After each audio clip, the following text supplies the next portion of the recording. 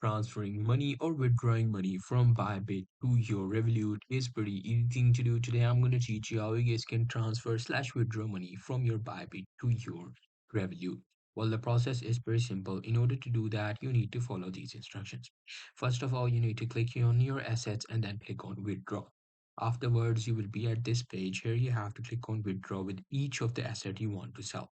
Now after that, you just have to select funding here, and then after selecting the funding, you just have to enter your new withdrawal address. However, you can do the fiat withdrawal as well by clicking on this fiat withdrawal.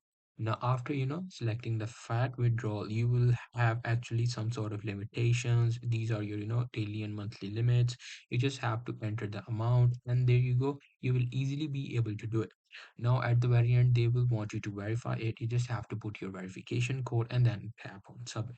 Now after tapping on submit, you just have to tap on submit again, and there you go. You just have to fill out this captcha to make a withdrawal. So that's very much it. That's how you guys can withdraw it. So in the receiving or in the receiving bank details or in the withdrawing bank details, you just have to put your Revolut's account information.